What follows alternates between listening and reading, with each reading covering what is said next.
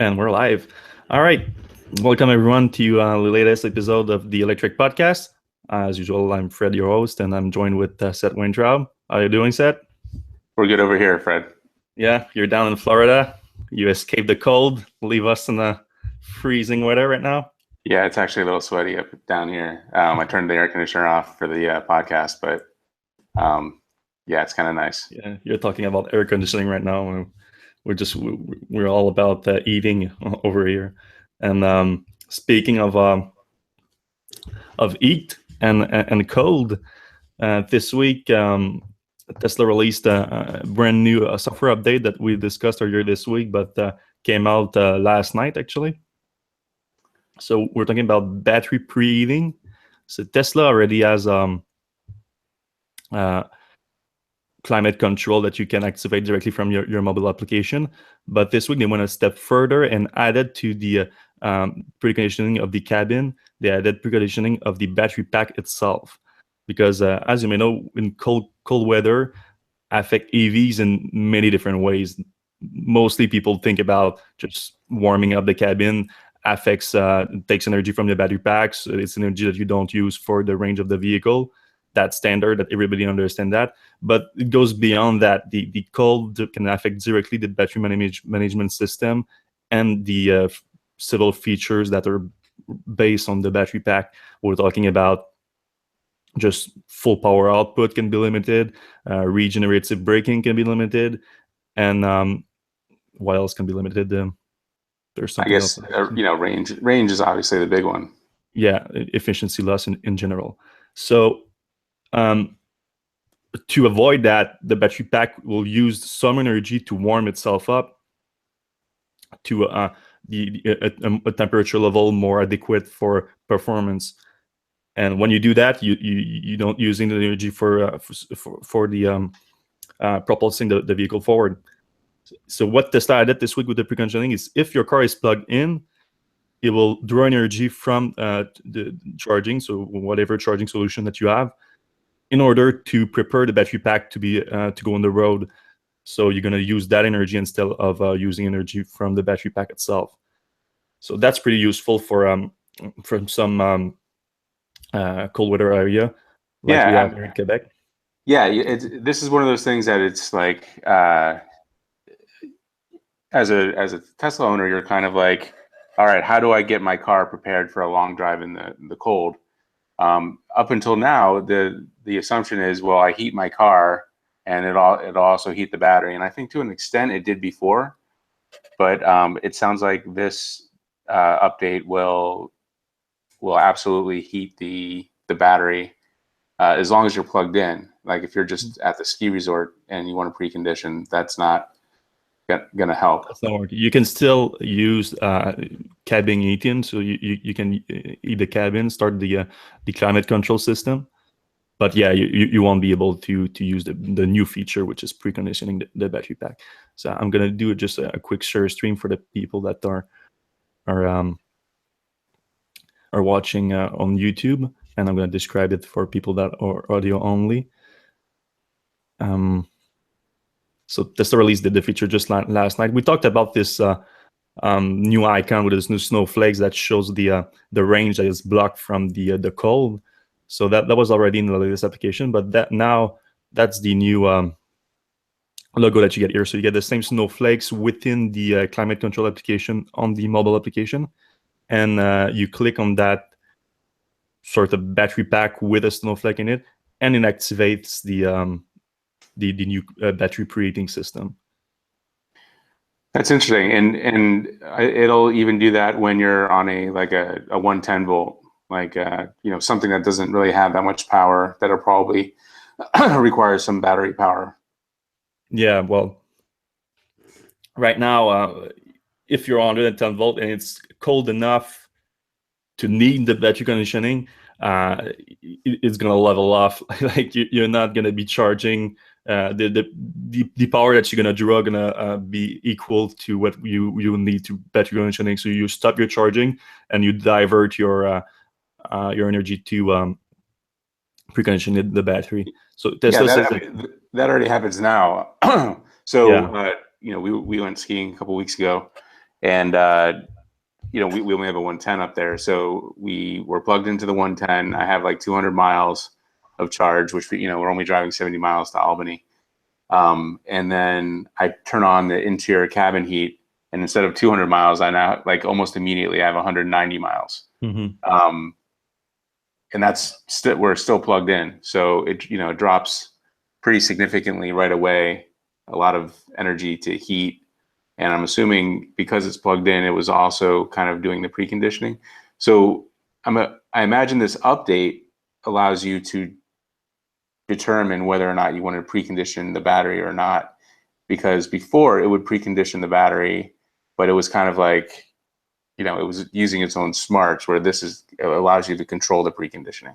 Well, if you're just plugged in on 110, I don't think there's any preconditioning for the battery to, like, if you're charged at a supercharger, then some of the energy going to be used to condition the battery to obtain an optimal charge rate. But if you're on 110, I'm not sure that's something that you take into account. But right now, the main difference is if you're going somewhere within an hour or so, because Tesla recommend an hour for the feature to work fully. If you're going somewhere an hour and you open your application and it says it's cold enough that you could use preconditioning, you can click on it and you should be able to get more range out of your car as soon as you unplug it, which is kind of cool. Yeah, that's absolutely helpful. I know there's the Chevy Bolt also has something similar, but it uses so much energy, it's kind of crazy. Yeah, the i3 BMW i3 also has a similar feature. But Tesla is able to add it over the air with even on my car that is almost 5 years old now. So that's what's pretty awesome. And speaking of a Tesla update, this week in the news, we also learned that Elon Musk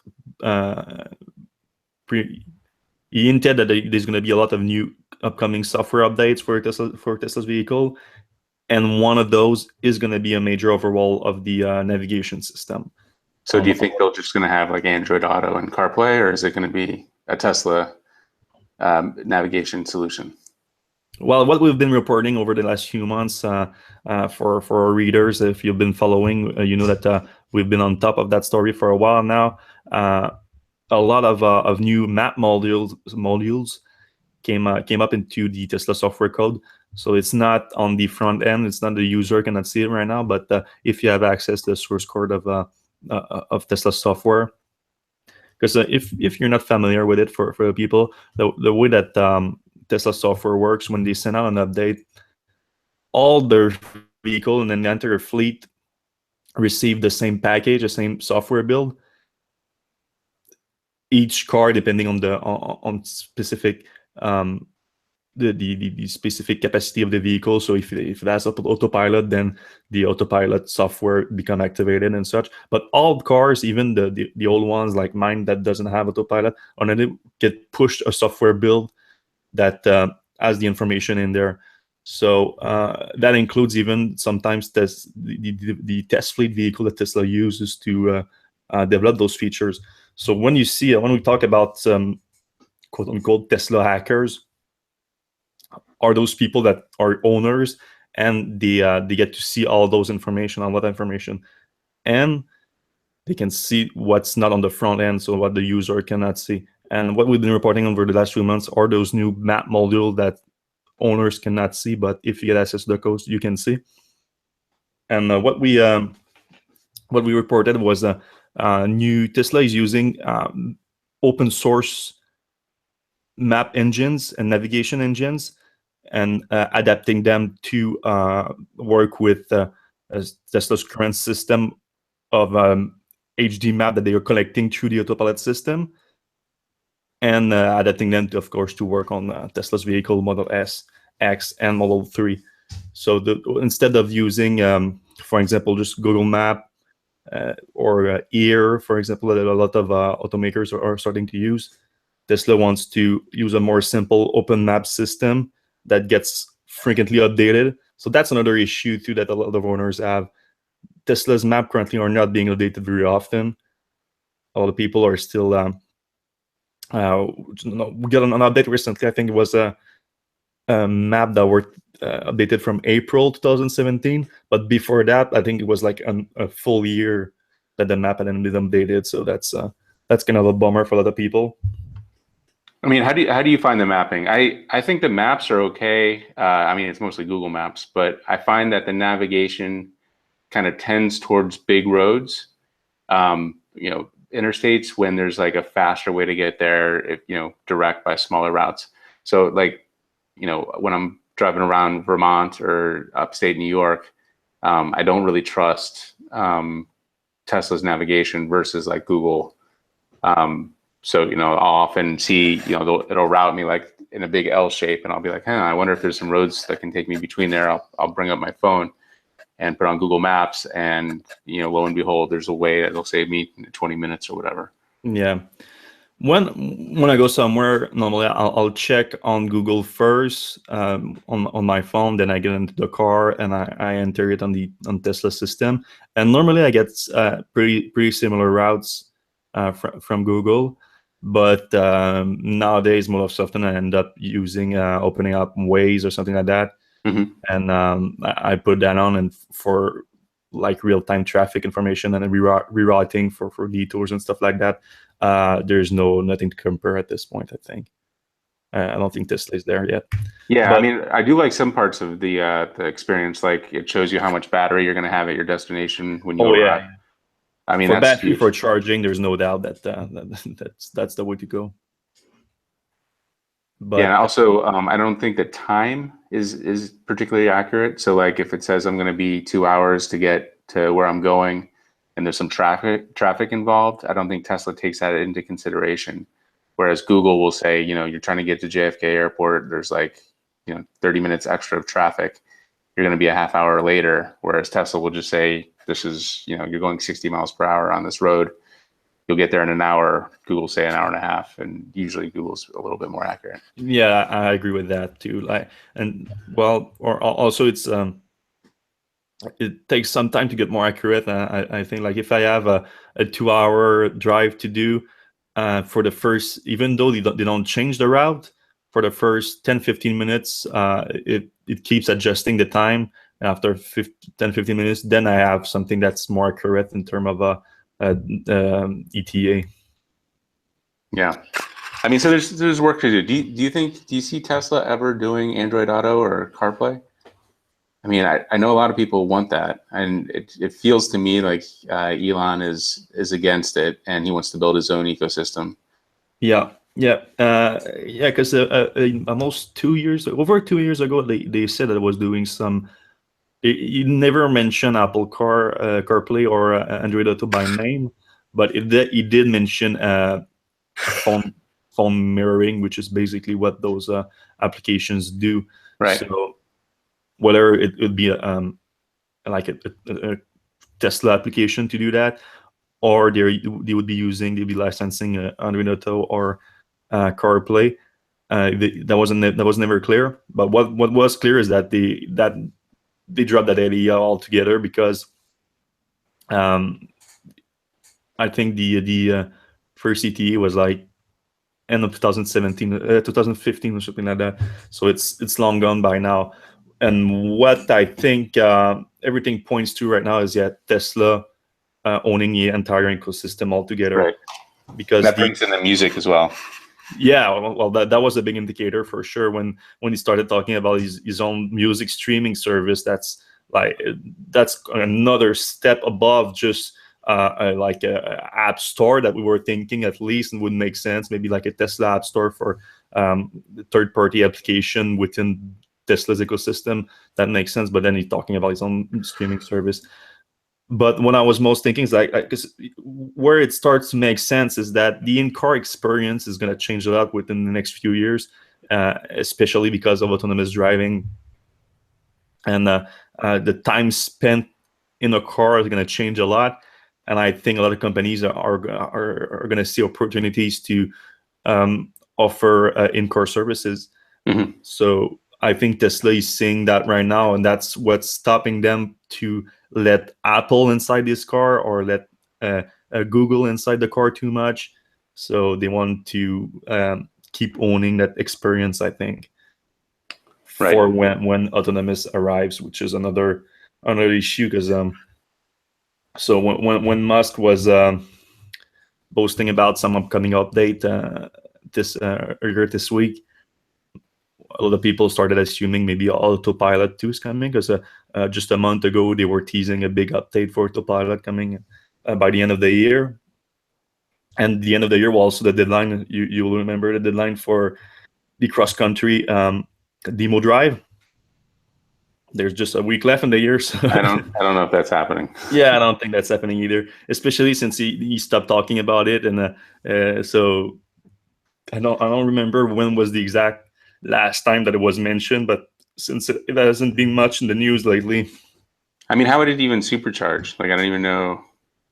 Yeah, that's the thing too. If there's no human interaction at all, you need the superchargers ready to be the snake charger or Okay. something similar. And we never seen that pop up yet. No. But a lot of other chargers are coming up though. Tesla was aiming to get 10,000 superchargers installed by the end of the year. They're not gonna hit that. We're pretty sure at this point, unless there's a big surprise in the coming weeks, and they had hundreds of stations well hidden. But regardless that they hit it or not, was an impressive year for supercharger deployment. That's for sure. I think they just this week they passed the 1,000 mark, 8,000 mark. They passed the 1,000 station mark last month. Yep. And now they passed the 8,000 stalls, supercharger stalls. And also the number of stalls per station is increasing rapidly. And we don't see much, many 6-8 stall station anymore. If you see a new station popping up, it's like 16, 12, sometimes even 24 stalls. I think the new one that came out last week in Ontario was 24, biggest in Canada yet. Yeah, and this is kind of the thing that kind of gets me about ChargePoint and EVgo and Greenlots and all those guys. Like they talk about how they have all these stations everywhere, but like every single station that I've been to almost is one single DC charger. I mean, at best it'll have a DC, it'll have a CHAdeMO and a CCS together, but both of those things can charge at the same time, maybe at a reduced rate. But I mean, it's nothing like like if you go to one of these places, like it's not like you have a bunch of other options, and there's one single solitary station there. It's kind of scary, and it's kind of like, I don't think it's a great. I mean, you have to have some sort of redundancy. Like you're driving in the middle of the winter, and you have to make the station in the middle of New York, and it's like it's down, or it's somebody's there, and they're just like there's a line of 2 or 3 people. I mean, it doesn't really happen that often to me anyway, but like that could happen, and that's like it's an anxiety experience. Whereas Tesla, go ahead. No, I mean, Tesla's got at least, I mean, all the new stations are at least 8. I mean, I went to the new Albany one that has like 50, and there's always Teslas there. There's always like 2, 3, 6, but I mean, there's like 40 stations, so there's never going to be an issue there. Yeah, the big difference is obvious. Is that, and that's why right now, if other automakers are not, and I don't see it yet, like Tesla, what the third party networks, charging networks, it's their only way to make money. It's to have people charging and to have deploying more station. So they don't make money if a station is just sitting there without charging it, without anyone charging at it. So that's why it makes more sense for them to build a small number of stalls per station to make sure that the user rate is higher. But Tesla doesn't have that problem because they started the supercharger network from the get-go without it being a profit center, but instead being an advantage, a benefit to their owners. So that's why you go like I think like the 4 or 5 time I use the Drummondville supercharger, which is just a 8 stall supercharger, never more than 1 or 2 person there at a time every time I was there. So that's not making, if people were even paying to charge there, you wouldn't be making any money for it, because you install like probably 200 to $500,000 charging station, and you get a user rate of uh, maybe 10% or something. That makes no sense as an investment. But Tesla had this big vision of eventually having a huge fleet, and at that point, there's going to be a point that the 8 stall won't make sense at all, and you're going to need a 20 stall there, or something like that. So that vision really helped them a lot. So right now, when I'm seeing those other automakers partnering with the third parties, the charging network owners, because that's what we're seeing right now. Like Nissan is with EVgo. Um, I think Chevy too is with EVgo. Who did they partnered with? I think, yeah, or ChargePoint. It's basically EVgo or ChargePoint. Yeah, yeah, I think it's ChargePoint, right? So the partner with ChargePoint, which is okay. I'm not like blaming ChargePoint or EVgo for that, because it makes sense. If your business model is to make money with charging station, you want to have a high use rate, and to have a high use rate, you have to limit the number of stations. It makes sense. But I think the automakers are the one making the mistake to partner with them, because that's not the best user experience. Yeah, I mean, what I think, seems like a no-brainer, but like, why doesn't Chevy just say, "Hey, dealers, you want to sell the Chevy Bolt?" Or regardless, even if you don't want to sell the Chevy Bolt, just put in a DC charger, like just But one. I don't think that's the more of a location problem lately. Well, I mean, car dealers are usually kind of like on the highways and in the middle of, like where highways meet, because your people are coming from a long way to buy cars. It's actually not a bad place. Like I was just thinking about all the car dealers I know are kind of, not too far from a highway and kind of spread out. The other thing, like, to expand on what you were saying about the business model thing, because Tesla's, aligned with the automobiles, they're putting superchargers in the middle of North Dakota and South Dakota, so that people on the East Coast can get to the West Coast. Mm-hmm. I mean, you can't even get from Los Angeles to Phoenix with DC chargers, because nobody wants to put one in the middle of the desert, because they're thinking, well, who's going to be here? Like, this doesn't help my business model, even though like everybody who has a Chevy Bolt in LA and wants to go to Phoenix needs to stop at a DC charger between the two cities. And there's nothing there. It's crazy. Like, I saw a post, I think on Reddit, where this guy was like, I need to go to Phoenix. I don't, what do I do? And basically it came up with like a level 2 camper charger. Yeah. He's got to spend like 3 or 4 hours in the middle of the desert.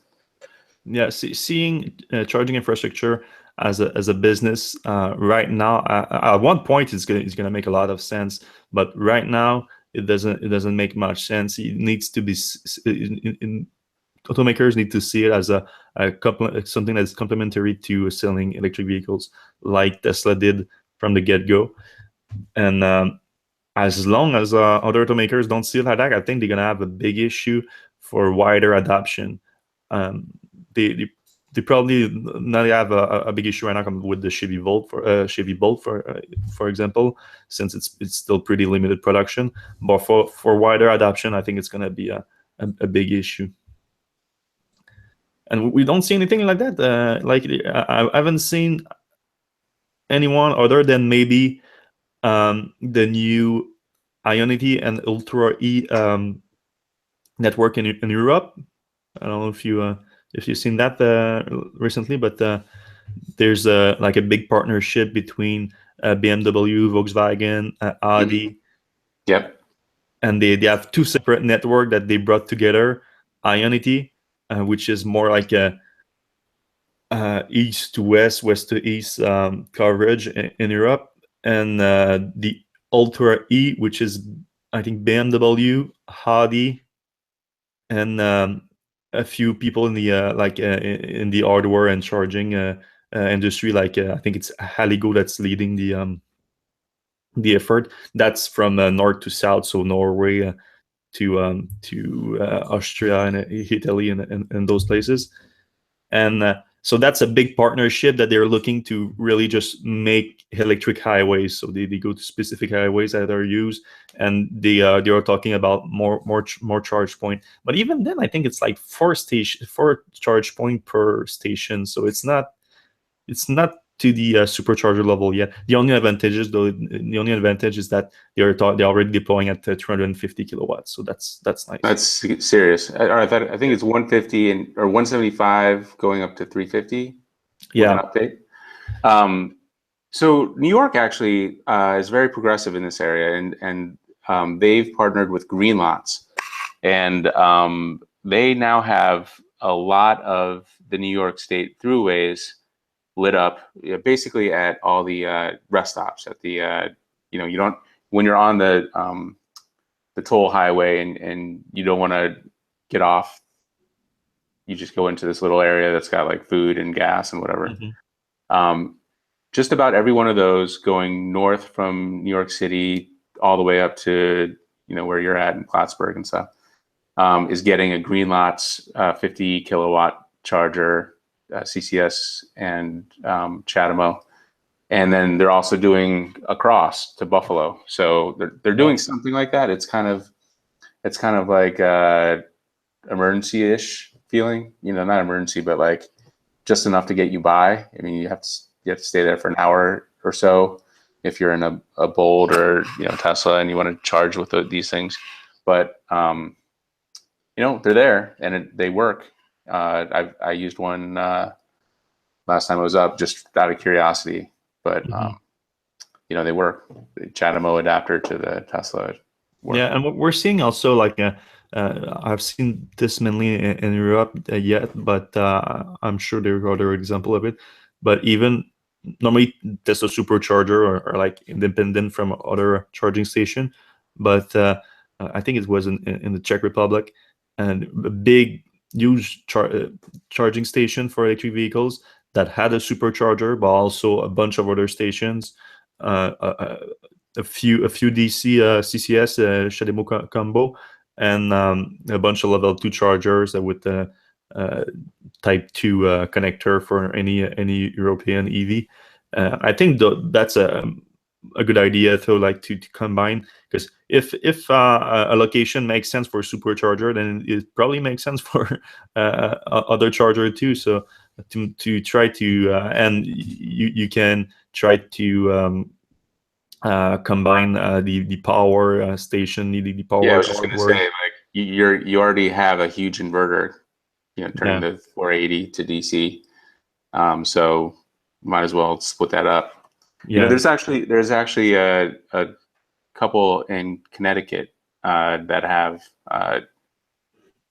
regular. They have superchargers, but they also have DC fast chargers and even a level 2 station. But they're very small.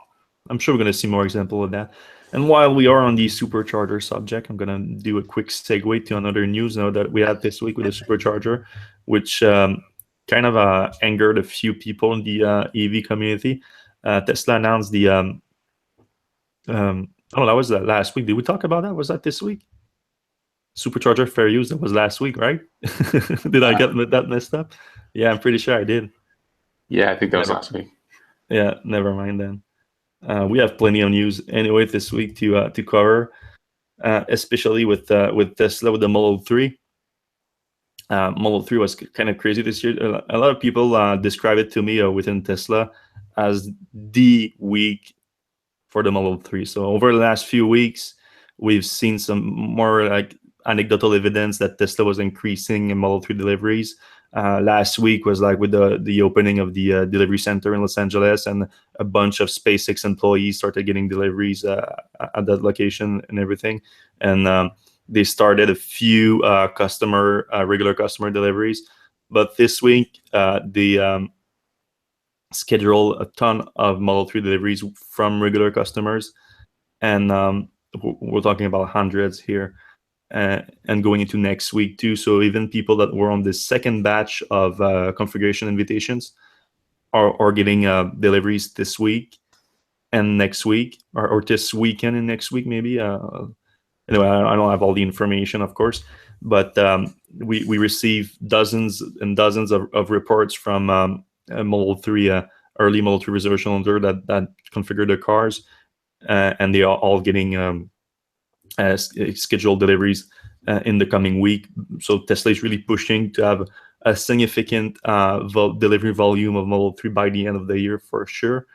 And you can go on Electrek for all the cars that were spotted too. So there was a drone fly over the Fremont factory earlier this week. I think it was on Thursday that the drone flew over the Fremont factory, and it spotted hundreds and hundreds of Model 3s coming out of the factory in the parking lots, being loaded into trucks to go to the delivery centers in California. So Tesla is still limiting deliveries to California, especially the Bay Area and Los Angeles. For the most part. I mean, we've seen them.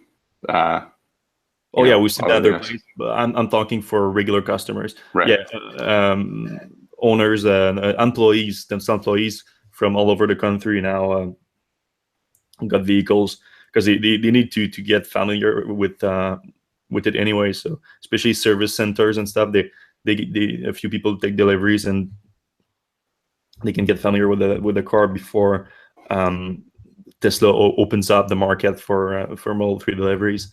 But right now, Los Angeles, Bay Area, getting a lot of deliveries. So you're gonna see a lot more cars in the near future. Our own Jamison Dow is taking delivery next week, I think. Oh, that's exciting! Didn't he and his dad both get delivered? Aren't they both? I think the family is getting like three Model 3s. I think he's getting one, and his cousin is getting one, and his dad is getting one. So I don't know who's getting. I think his dad may be getting it first or something like that. But they're all getting their Model 3s in the coming days or weeks at worst case scenario. And so for sure we're gonna have a more in-depth review than what we published so far from our short test drive that we had earlier this year. Yeah, and we're starting to see people. I still haven't seen a firsthand. I saw a delivery today, a YouTube video, but I still haven't usually some of our contemporaries know somebody who lends them their Model 3 for an hour, and they kind of jump in it and ride it around and give some quick observations. But I still haven't seen anybody with like a long-term, I've been driving this for a week. These are the things I like. These are the things that I'm worried about. That kind of review. So hopefully Jamie will have that, and we'll be able to publish a couple of those pretty soon. Yeah, when we do an Electrek review, we like to, if we do a test drive review, that's something that we only had the car for a few hours or whatever. But if we call something and like an Electrek review, we add many more hours with the cars, and hopefully like a week or so or something. Yeah, I mean that's kind of like a week thing. Yeah. In the past it has been. So also, my own personal situation kind of changed this week. Oh yeah, right. I had so I'm in New York. I switched my address from my wife's grandmother's house in San Jose back to New York and back and forth a couple times.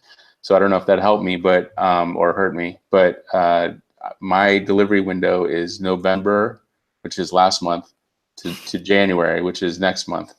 So that means, if recent patterns hold up, I should be getting a email in the next couple batches, in the next couple weeks at the most, whatever. So I'll be one of the first outside of California, if everything continues to hold up, to get a delivery. But in addition to that, I had a second reservation, and my original plan was to get one, use it, and then sell it, and then get the all-wheel drive when that one comes out, because in New York. So that plan was working out. But then last week, I heard because that I had bought a Tesla, sold it, and bought another Tesla, I had credit for 2 Teslas. So my second reservation went from late 2018, which is like a year from now, to December to February, which is, another month. So, I have the opportunity to have 2 Tesla Model 3s here in the next month and a half, 2 months. So that'll be kind of interesting. I'm not sure what I'm going to do. I was kind of planning to, I had this plan worked out, and now I'm a little bit like, can you import one in Canada? Yeah, maybe we'll just we'll drive it to the border. Yeah. But honestly, I don't need the 300 miles. I'm perfectly happy with 200 miles. We have a Model X 90. So, when we go on our trips, we're not going to be, in the sedan. So I really don't need 200 miles. My commute is 10 minutes to the coffee shop. So I really don't need I don't need the mileage. So I almost don't want to pay 49,000, although I know I could flip it pretty quick probably and make some kind of profit. But I don't know. I'm still I'm kind of a little skittish about what I should do about this situation. If there's anybody out there who wants a Tesla, let me know, and a Tesla Model 3, and maybe I can hook you up. There's no one on Electrek that wants that. No, I don't think so. That's that. Anyway, other Model 3 news this week that came out just yesterday. I got my hands on the Model 3, the full warranty for the Model 3. That's the full document. We shared that on Electrek, and pretty standard. So we already knew that the warranty was a bit different for the Model 3 than what Tesla previously offered for the Model S and X.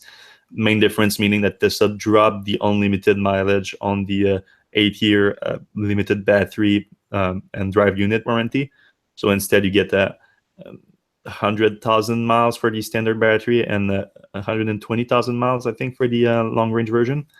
But the news so that we already knew anyway, but what the document revealed is that Tesla added a new mention for the retention capacity. So we know that a battery pack will degrade, lose some capacity over time, over mileage, mainly over use, over charge and discharge. You lose some capacity. For the Model S and Model X warranty, there's a mention of that, but there's no guaranteed capacity in the warranty itself. So Tesla basically says if you lose capacity, you lose capacity, and there's no magic number that say, oh, that's not normal, and we're gonna replace the battery pack. Though if it happens, I'm pretty sure if you get some major range loss for no apparent reason, I'm pretty sure you can arrange something with Tesla that can find out something that's not normal. But for the Model 3, they made it clearer by adding a mention that the battery pack will retain at least 70% of this capacity within the warranty period, which is 8 years or 100,000 miles or 120,000 miles when it comes to the long-range battery pack. But so 70%, that's initially you're like, well, 70%, that's a lot of battery gone. Yeah. But that's more than, I think Nissan did 60%. Around 66%. The Bolt EV is 60%. The Kia is also, I think, 60-70%. They pretty much took the highest possible option. They beat the competition in terms of the warranty for the battery retention capacity. But that's just to reassure people that are not too familiar with range capacity over time, because I talked to Tesla about it, and they said that they still expect the over the 8 years that most people are going to see 80% and greater energy capacity within the pack. And and not only that, they said that was based on the what you're seeing right now for the Model S and Model X, and what we see with the early data for the older vehicles, it's even closer to 90% that the battery is keeping after 100,000 miles. So it's not something we're too worried about. It really just sounds like other people are doing it, like the Bolt Right. TV is Right. doing it. So you want to compare. Yeah. So if if you go to a Chevy dealership, and the salesman is good for some reason, and he says that he could tell a customer that is looking between a Model 3 and a Chevy Bolt TV. He could say, "Look, the Model 3 doesn't even have a guaranteed capacity after the warranty." So, or something like that. So that's just a way to cover themselves, I think. I wouldn't look too much into it other than that, since I would instead look at the real data that we have right now, which is from the older Model S and X. Though I would also mention that the Model 3 has a new battery pack architecture, new battery cells. Yeah, untested. So, yeah, so that's a little bit helpful. Yeah. Now, so this warranty, I didn't read it.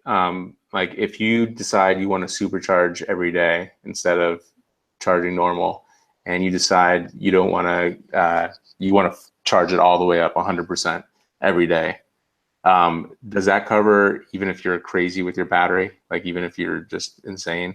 I haven't seen any mention of that, but I did see a mention that in the warranty, the redirect to Tesla's guidance to prolong the battery life. So like they do make reference that if you want to conserve your battery life as much as possible, then frequent DC charging is not the greatest idea.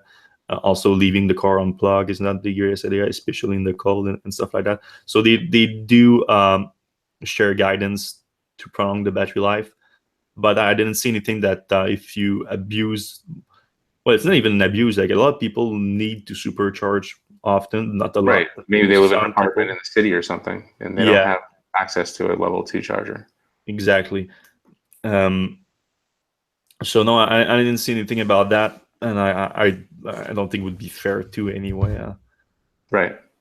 And we even see we saw a few examples this year of people that were crazy about supercharging and other DC chargers too on their Model S, and it didn't seem to have that much of an impact on it. And there was even a study from I think it was the Tesla Owners Club in Belgium, and they gathered a lot of data on the battery capacity, the battery capacity retention of their club members, and they also gathered data for battery the number of DC charging event. And they not only they didn't seem to be a correlation between those two and greater battery loss, but actually they seem to be a correlation with greater battery capacity retention and higher charge rate, higher DC charging event.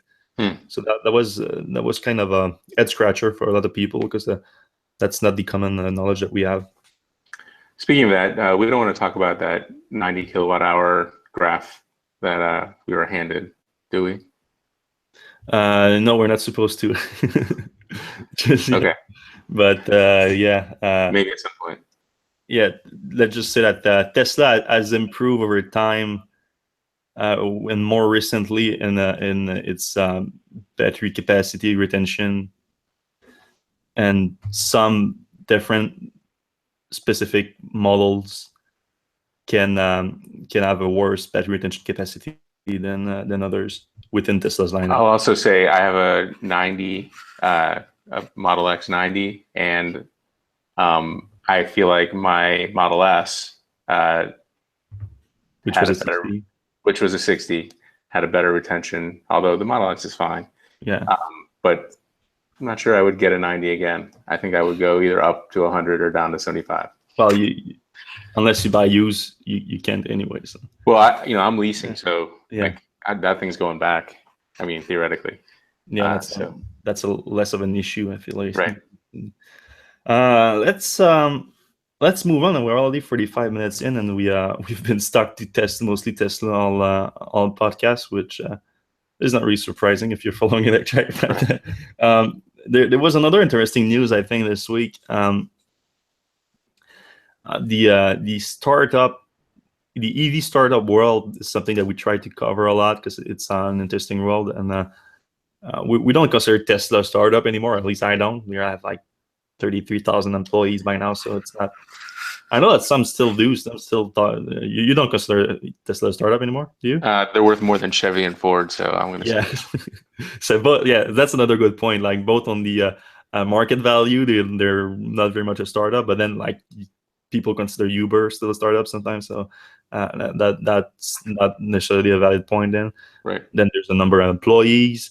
Then there's just like the startup culture that maybe Tesla still has. So what's a startup anymore? No one knows. And also, it's like 10 years old at this point. So, and more than 10 years old, Yeah. 2004, 2003, 2004. So They're, it's not a startup anymore. they're crazy like a startup, but they're not Yeah, a startup. the pace is like a startup, but that's pretty much it. Right. And also because they're against like much bigger companies in terms of employees and resources, then it looks crappy sometimes against those.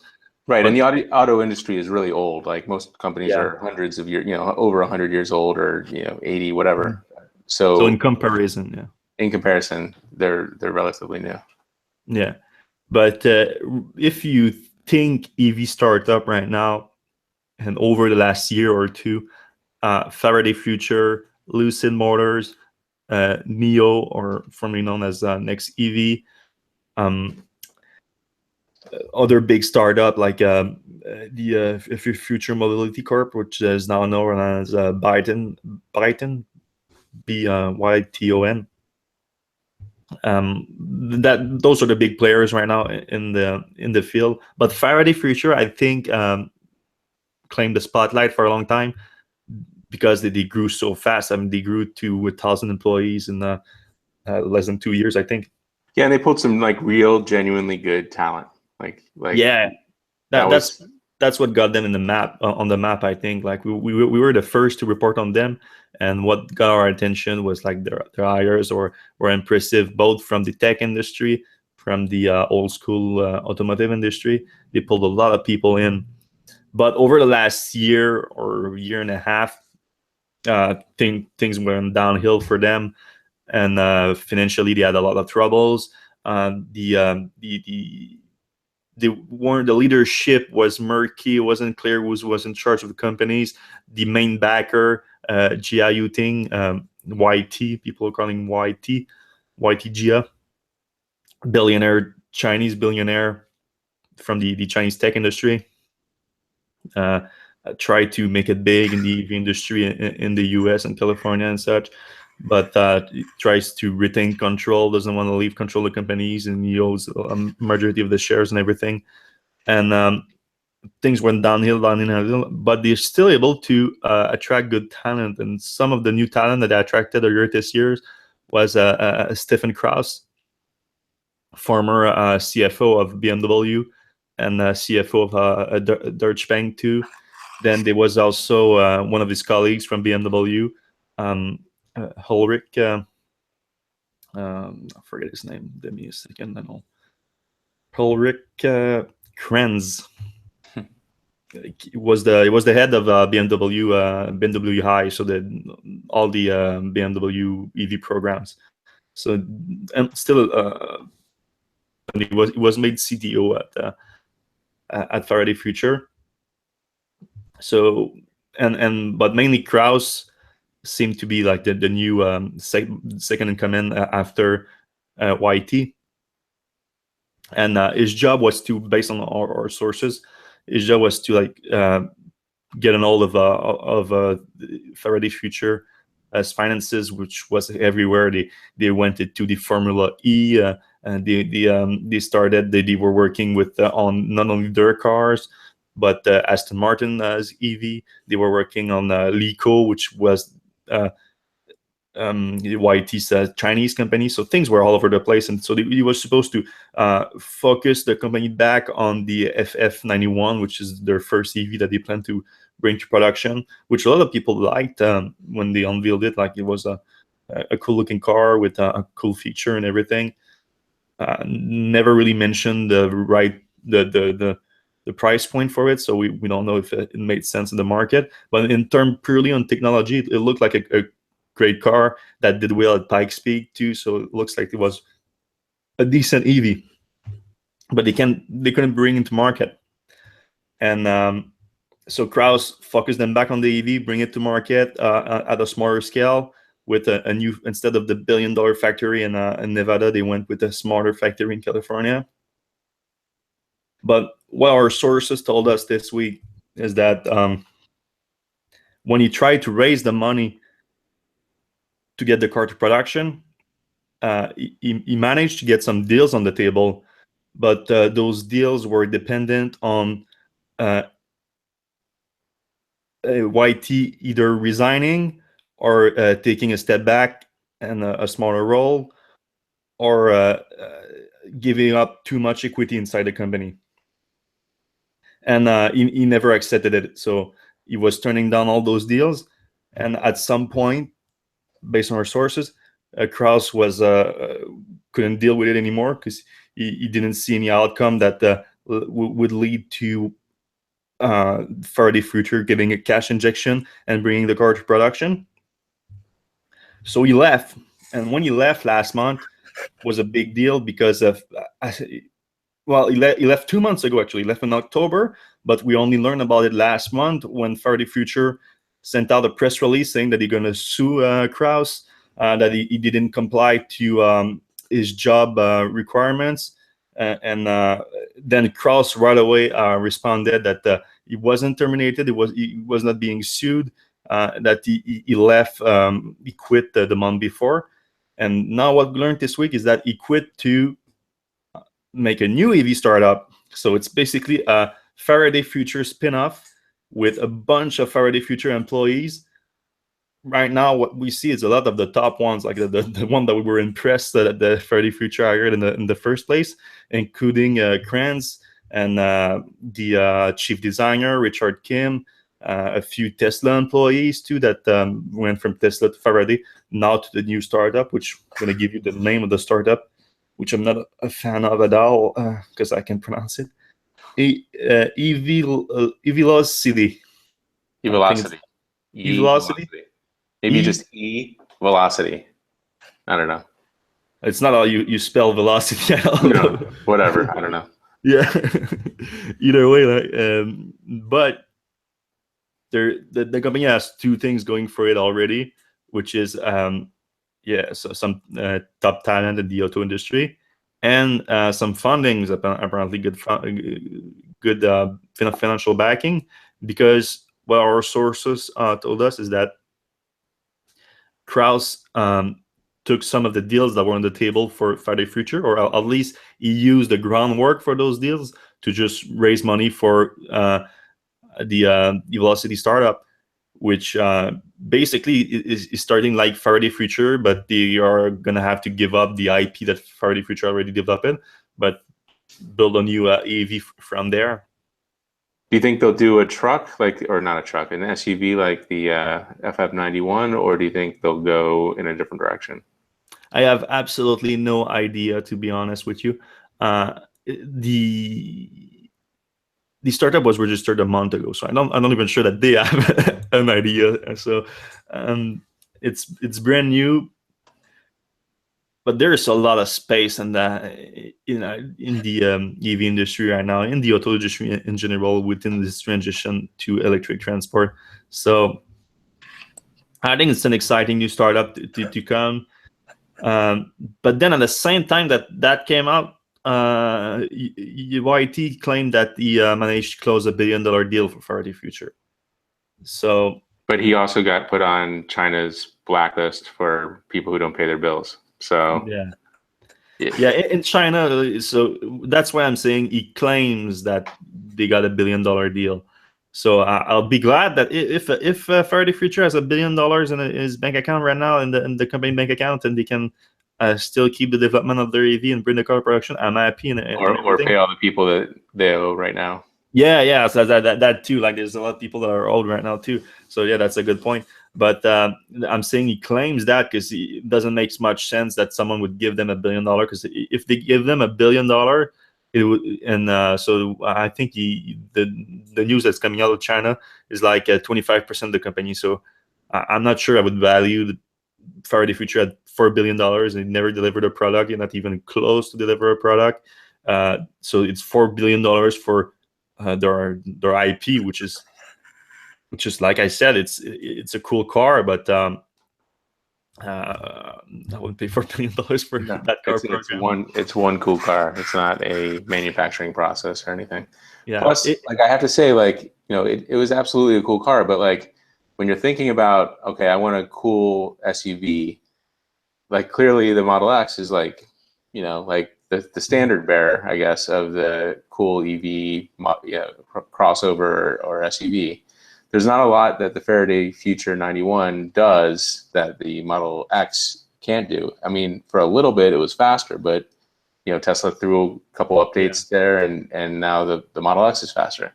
So, I mean, it does look nice. It does have a bigger back seat, which I think is a bigger thing in China. I think a lot of folks there prefer to ride in the back and have somebody drive them, whereas here, for the most part, you know, we're drivers in the U.S. But in Europe, I think the backseat driving is a Chinese thing, or you know, just the the capitalist class there they are like to be driven. they like to be driven. So from my standpoint, the FF91, when we looked at it at CES, seemed like, whoa, the back seat is huge. It's like a limo, and the front seat didn't seem that exciting. So maybe that's something that they'll say, hey, this is a thing that we're building for the Chinese market, and we're going to take on Tesla there, because the Model X isn't fantastic in the back seat. It's not fantastic from a super luxury standpoint anywhere, but you know, if you're into minimalist stuff, it's great. It's perfectly fine for me. Like, it's very enjoyable. But like the Mercedes folks are always like, you know, you paid for this plastic, like what? Yeah. So I don't know. It'll be interesting to see what they do. Yeah, for main part of what I liked about that news this week is like it give us a chance to look again at the EV startup scene. So right now, just a quick summarize the scene. I see it right now. So there's a big question mark on Faraday Future. If they really did get that $1 billion for 25% of the company, then yeah, they have a good chance to bring something to market. That's great for them, but I have a big question mark over that. So this new Velocity startup, that's a great new addition. I think it's going to be on the scene. What else we like in the EV startup world right now? Lucid Motors, but also a big question mark on it because they were supposed to close their last funding round for a year now, and that hasn't happened. So as long as they don't close that, they don't start work on their factory in Arizona. So they need to close that, or they need to sell out to an automaker or something like that. I'd like to see that actually. So selling out to just start a new EV program with the car. What else I like to in the EV space? SF Motor. Do you remember SF Motor with Martin Eberhard? Oh yeah, So I know that name. yeah, you know that name. So if you've been following Tesla for a while, you know that name too. Martin Eberhard was the original co-founder of Tesla. Was in and out of the EV industry for a while. Started out a startup with a Bosch engineer in Germany. A startup focusing on the just an electric powertrain, battery pack technology, electric motor, and stuff like that. And they ended up being bought by SF Motor, which is a division of Socon, which is a commercial vehicle maker in China. So a big Chinese company. They started out a smaller EV division. So SF Motor is just electric vehicles, and they invested heavily in the US. They bought the former Hummer factory in I want to say Tennessee. I'm not sure. In the South, yeah, I think Tennessee. The South is Ah, fine. yeah, I might be mistaken, but they bought the former Hummer plant, a big factory. They bought that, and they want to restart it with electric vehicles, and electric vehicles built with an electric power plant, a powertrain developed by Eberhard and his new team of engineers. So it's going to be the revival the old school Tesla. 'Cause Tesla changed a lot from the early days when Eberhard was in charge of the engineering aspect. Um, Yeah, and it should be mentioned that Eberhard was the one who kind of kicked off this next generation of electric vehicles when he yeah, decided, like, he came from the like he had built the e-reader or something. He was the one who said, "What are we doing with lead acid batteries or nickel, cadmium, whatever?" He was like, we have these batteries that we put in our electronics that are way better at what we need. The problem is we have to put 7,000 of them into a car. And he was the one who was crazy enough to do that and with the T0, and they had the yeah. A lot of people are crediting him for the idea to bring lithium batteries that were mainly used in uh, consumer electronics to an electric vehicles. It's a disputed subject. Some people want to give less credit to Eberhard, more to other people at Tesla and at AC Propulsion and all the companies that were working on it at that time. But from the information that we have, we understand from it, he had a big part to play in it. So that's something to take into account when looking at his new venture, which is SFF motor. So big question mark on Lucid motor, Faraday Future, but still a lot of potential there. Then we have the new velocities, the new SF motor. What else? Am I forgetting something? And You know who's not a startup? no, Jaguar. yeah, we had also a Jaguar new for the high pace this week. Some information leaked in the Netherlands for early reservation holder, and we got an idea of the price in the Netherlands. And if we convert them for our US audience, it looks like the model will start about 76,000. Which is Model X base price ish. Yeah, if you look at all the different configuration, it's basically priced like a Model X. So that's disappointing for a lot of people because we were mostly expecting it to be priced below the Model X, closer to like $60,000 range or something like that. Yeah, we were thinking actually Model Y, which we don't know anything about, but like a smaller, because it is smaller than the Model X. It's certainly shorter, I think. Yeah, it's on all dimensions are smaller, much smaller, like maybe 5%, something like that.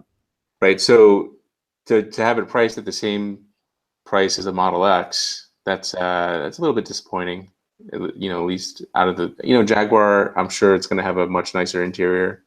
It's going to have that cachet, I guess, of the Jaguar, like whatever. But more EVs the merrier. I'm not going to discount it. I would love to try one out. I would love to drive one. I hope they come to the US pretty quickly. Yeah, actually. And to be clear, it's not guaranteed that's the price. Yeah, that's information that from Jaguar that was leaked to early reservation holder in the Netherlands. Then those price were converted, were like the taxes, the VAT taxes were removed, value added taxes, and then converted to the US. So that's not the US price that they're gonna sell it in the US. But if I have to assume, I think it's gonna be cheaper in Europe because it's gonna be manufactured in Europe. So and not even in the UK, they have a new factory somewhere in the Central Europe, I think. Okay.